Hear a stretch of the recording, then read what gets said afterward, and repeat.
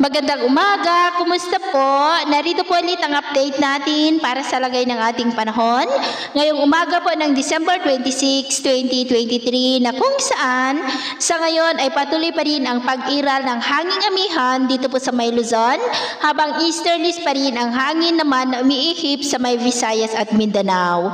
At sa ating long range forecast ay wala naman pong banta ng bagyo dito sa ating bansa hanggang sa matapos ang taon na ito ay nananatili po na storm free po tayo. At sa lagay ng ating panahon, ngayong madaling araw ay maayos pa rin ang panahon sa malaking bahagi ng ating bansa, pero may tsansa pa rin ng maulap na kalangitan with isolated rains dito pa rin sa ilang bahagi ng Cagayan, Apayao, Isabela, Aurora, Quezon, Camarines Norte, Batangas, Bicol Region, Oriental Mindoro, Palawan, Panay Island, Cadiz, Capiz, Cebu, Bohol, Leyte, Samar Provinces, Dinagat Island at Zamboanga.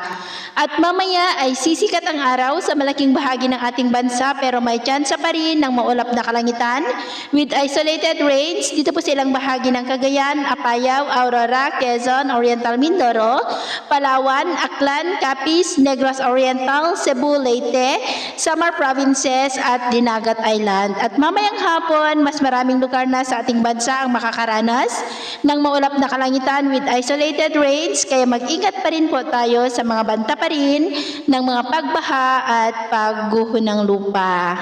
At sa atin naman po mga baybayin, dahil po sa malakas na amihan at easterlies ay matataas pa rin ang mga alon dito po sa seaboard po ng halos buong Luzon, lalo na po sa kanlurang baybayin ng Palawan, Mindoro, Central Luzon, Ilocos Region, Cagayan, Batanes, Babuyan Island, silangang baybayin ng Luzon, maging pa sa silangang baybayin ng Visayas at Mindanao na ang mga alon po ay posibleng aabot hanggang po sa 2 to 5.5 meters height. Kaya iwasan muna natin ang papalaot dyan po sa mga may kulay pula para mas makaiwas sa mga sakunang pangkaragatan.